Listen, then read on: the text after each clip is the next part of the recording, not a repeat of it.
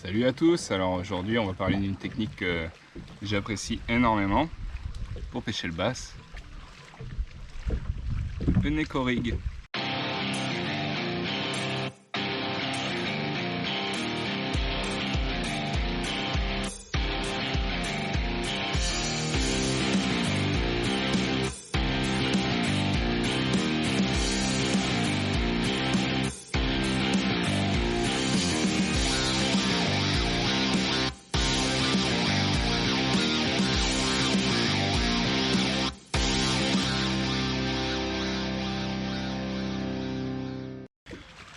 Donc le Neko Rig, c'est quoi? C'est un worm, type worm waki, piqué en waki, donc par le côté, et avec un plomb dans la tête. Là vous le voyez pas, je vais vous le montrer après. Il y a un insert enfilé là. Ce qui fait que le worm se présente ainsi sur le fond. Il va tomber droit, il va se présenter comme ça, et après par des mouvements il va avancer sur le fond, et c'est super efficace. Moi je pêche partout, dans les zones shallow, moins shallow. Faut pas d'herbe évidemment, pas beaucoup d'herbe, pas trop de branches non plus, parce qu'on aura tendance à pas réussir à sortir du milieu. J'aime bien les lancer dans les petites zones d'ombre, à descendre aussi le cassant, à pêcher plus creux le cassant,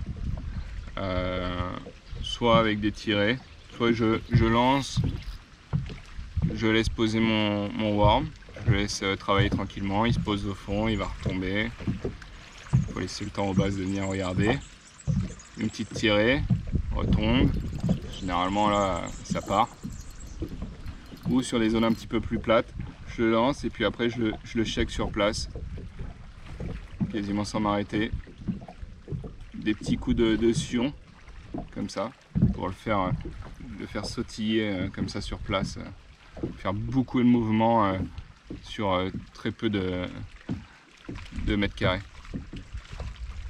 Donc voilà, c'est comme ça que je le pêche. Je pêche ça avec une canne medium light. Donc après, à chacun d'adapter le Neko Rig. Le Neko Rig, on pourrait le pêcher, là moi je le pêche en, on va dire, la version light finesse. On pourrait le pêcher en version un peu plus, sur une canne médium, un peu plus forte, et aussi en médium heavy avec un hameçon texan, un plomb beaucoup plus lourd, un plus gros worm, et aller jeter dans des endroits vraiment encombrés, des grands plateaux un peu shallow avec plein de bois morts. Ça peut être super intéressant. Moi j'ai pas cette config là chez moi, c'est pour ça que j'utilise la version finesse. Donc comme je disais, une canne medium light, votre canne medium light pour faire de la pêche au petit leurre souple à gratter, là, ce sera très bien. Avec une petite tresse en 0,8 PE, pardon. Et après le baddling, faut l'adapter par rapport au milieu. Moi je suis entre 20 et 25 centièmes, pas plus, mais faut pas moins.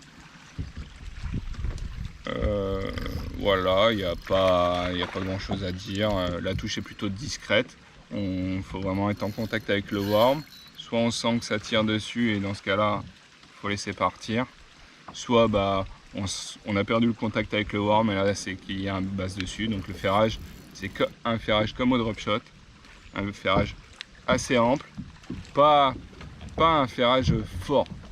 Déjà parce que sur les pêches finesse ça n'existe pas, il n'y a pas de ferrage fort, on ne ferre pas fort sinon on pète le baddling à la touche, donc ça faut oublier ça.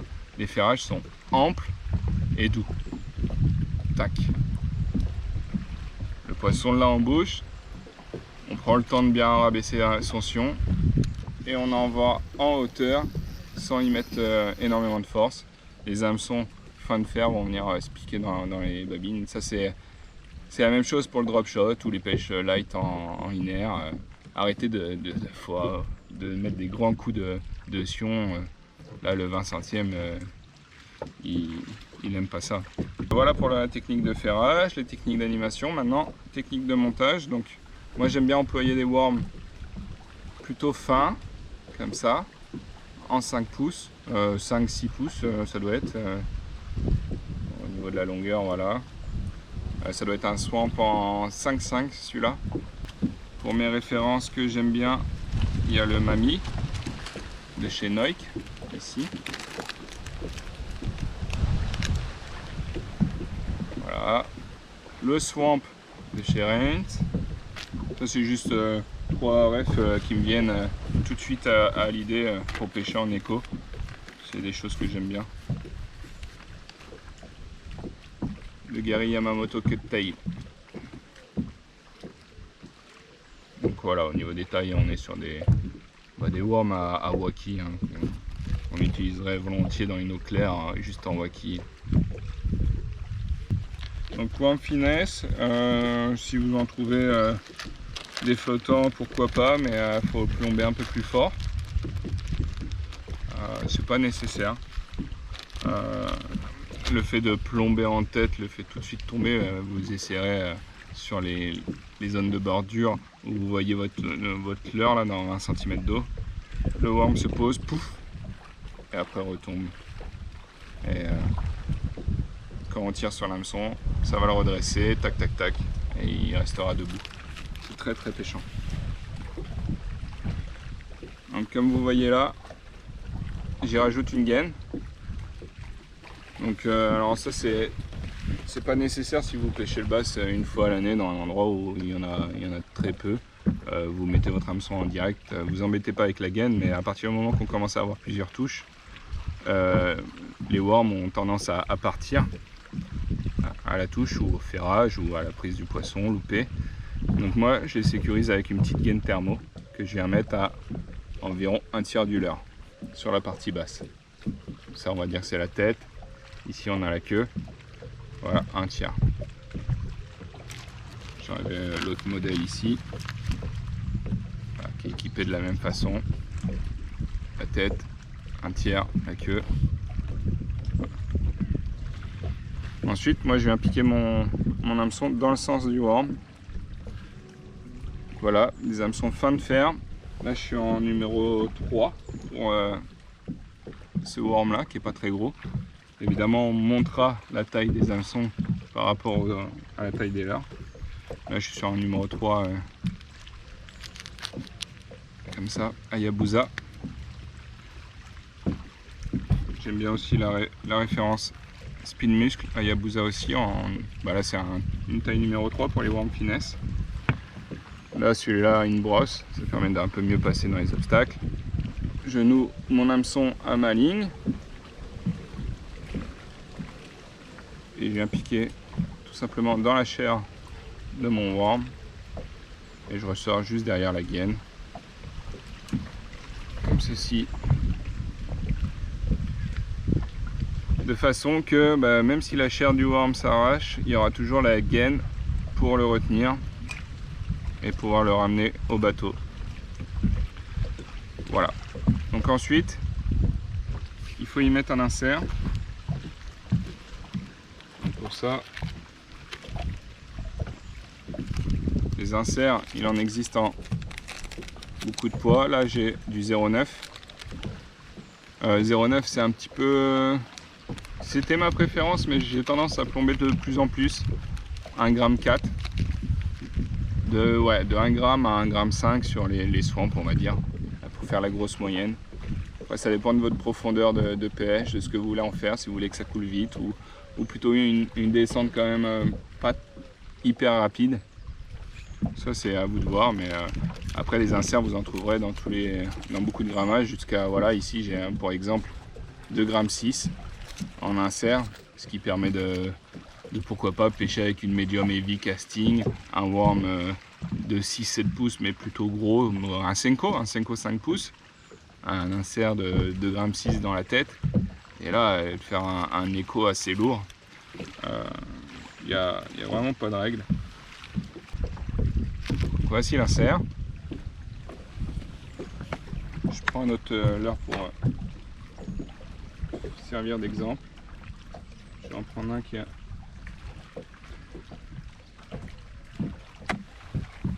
Voilà.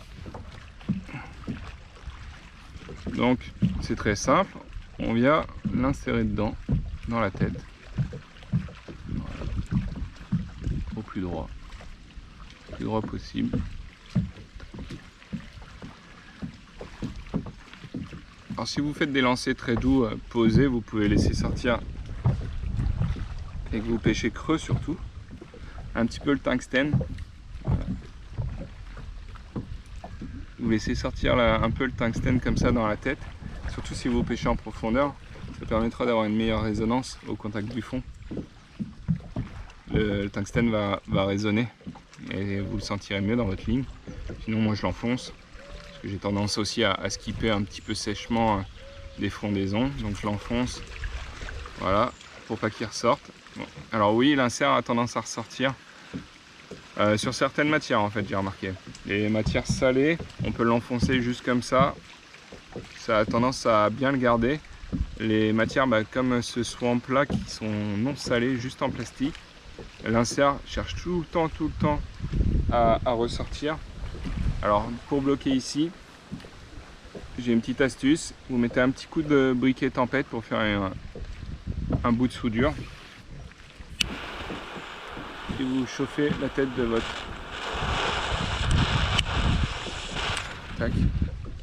worm.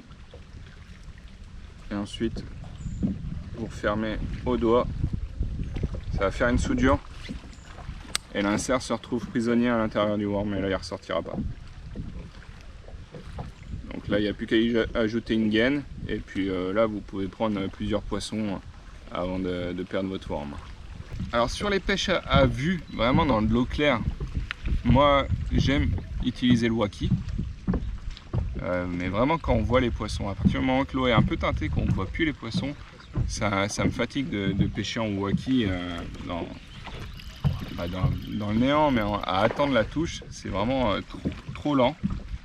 Je préfère du coup pêcher au neko, mais en eau claire. Les basses réagissent bien aussi à cette descente. J'en ai vu plusieurs où j'ai lancé le neko et ils sont descendus voir par curiosité la descente du leurre comme ça, tout droit. Alors le waki, on est sur une ondulation lente et on comprend tout de suite l'attrait que le poisson peut avoir.